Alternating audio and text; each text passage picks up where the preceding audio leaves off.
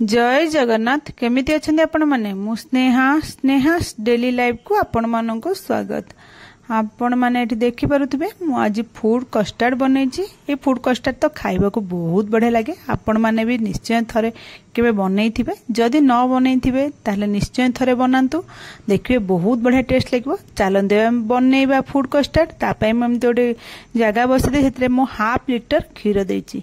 Half litre खीर को आके फुटै देबा भल करी, जेमति खीरटा भल करी फुटी जिवो। देखंतु बे खीरटा फुटी आइलानी 5 मिनिट खंड 7 मिनिट खंड आपण माने मीडियम फ्लेम करी खीरटा को फुटी देबे। जेमति खीर रोडे जो स्मेल थाए स्मेलटा पळेबो, खीरटा टिके फुटी जिवो।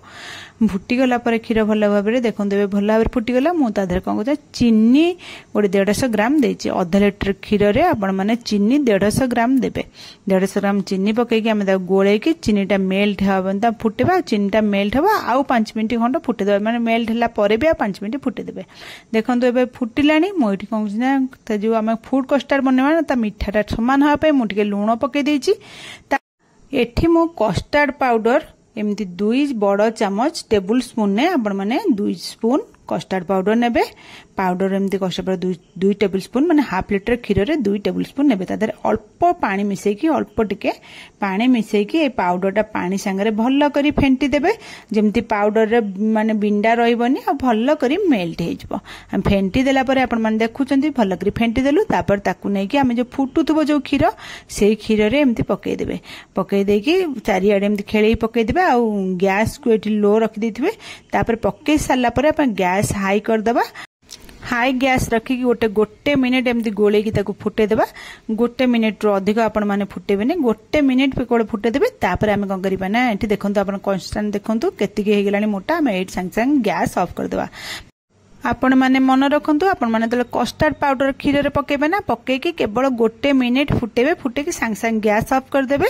आ गैस ऑफ कला परे म आपण मानु कहि देखु देखंतु कि हमर कस्टर्ड रो कंसिस्टेंस एतिकी रहया दरकार। एतिकी रखिले हमर तपर ठंडा हला परे ना से आउरी मोटा हे जबो। एतमे एतिकी रे रखिले परफेक्ट कस्टर्ड हो। एठी मु कोन करछि ना गोटे गिन्ना रे अल्प टिके कस्टर्ड काढी देली। से कस्टर्ड रे मोटी चिया सीड पकोछि। आपण मान पाखे जदि चिया सीड थिबो ना ताले निश्चय कस्टर्ड रे पकै खांतु, देखिबे बहुत बढ़िया लागिबो खाया पे। हम कोन गरम गरम कस्टर्ड रे चिया सीड 4 टीस्पून मान छोटो स्पून ने 4 स्पून एमती पकै देबे। आ बड़ स्पून पकोथुए ताले गोटे स्पून आ 1.5 स्पून खन पकेबे। बेसी पकेबे न, बेसी पकेले बेटा बेसी बहलिया हाइ जबो आ खाइला लगी भी भल लागो ना। छोटो स्पून ने एमती मु 4 स्पून पकै दिछि। आ ताको भल हबरे गोळे की फेंटी देछि। जिम ताको आमे आधा घंटे पय छाडी देबा। माने कस्टर्ड टाको भी आ चिया साइड रे जो कस्टर्ड गोळै थिले ते दुईटा को आधा घंटा पय आमे छाडी देबा। आधा घंटा परे मु आपण मानु गई देखौछ देखंतु एबे हमर एटा ठंडा हे गेला, नॉर्मल टेंपरेचर हे आइछि। एबे मु आउ गोटे जगह गोटा काढी दउछि। देखंतु अब केते मोटा हे गेलानी। आमे आउ गोटे जगह गोटा काढी देछि। आ एटा को आमे फ्रिज रे रखिबा ना। कस्टर्ड टा गरम तो खाई हबनी, ठंडा करी खाइले कस्टर्ड टा टेस्ट बहुत बढ़िया लागे। आ तापर एठी चिया सीड टा भी ठंडा हे जो देथिले। आ देखंतु केते फुल्ली की केते केमते हे जाइछि आपण माने देखि पारुथिबे। तापर चिया सीड को आमे कस्टर्ड रे पके के भल्ल करी गोळे देबा। गोळे की घोड़े की एठी हम फ्रिज रे गोटे 2 घंटा पय रखि देबा। 2 घंटा पय फ्रिज रे रखि देले जेमती भल्ल करी एटा कस्टर्ड टा हमर ठंडा हे जिवो। आ कस्टर्ड ठंडा ठंडा खाइबा को बहुत बढ़िया टेस्ट लागे। 2 घंटा हे गेलानी। एबे मो कस्टर्ड को बाहर कर देछि। आ से कस्टर्ड रे मम्मी छोट छोट कटा बनाना रखिछि। आ एठी टूटी फुटी रखिछि। आ गोटे एप्पल को हम छोट छोट करी काटी रखिछि। आपण माने चाहिले आउर भी आधरे फ्रूट्स मिसै परिबे। मो पाखरे एतिकी फ्रूट थिला हेतले मु एतिकी मिसैछि। तापर हम से कस्टर्ड रे बनाना एप्पल आ टूटी फुटी तीनटा अंग एमदी पकै देबा। मो अल्प टूटी फुटी आ रखिछि ओपटे सजिया पे। आ जेतिकी दरकार थिला पकै देली। पकै की तापर ताकू सब भल भाबरे कस्टर्ड संगरा हम गोळै देबा। आपण माने एठी देखि पारथु देखुन केते कस्टर्ड केते मोटा देखाउछि। आपण माने देखिले ही जानि पारथुए। एमती आपण माने से मु जेमती माप देली आपण माने सेमती माप रे करंतु, देखिबे परफेक्ट कस्टर्ड हबो।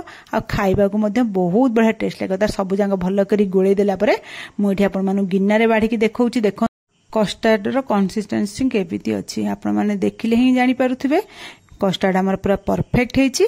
आउ ए कस्टर्ड ऊपर मो ऊपर टिके आउटे टूटी फुटी पकै देछि। टूटी फुटी देखिया भी बढ़िया लागिवो, खाइला तो बहुत बढ़िया लागिवो। आ ए कस्टर्डटा पिल्ला को खास करी बहुत पसंद।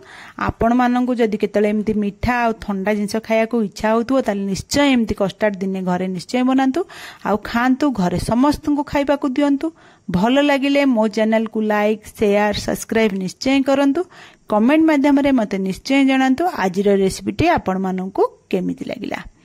आपण मानकु मु जेमती भागमाप बतैली आपण माने सेमती भागमाप रे करंतु देखिबे पूरा परफेक्ट कस्टर्ड हबो। आपण मानकु भी बहुत भल लागिवो। रोहुची जय जगन्नाथ।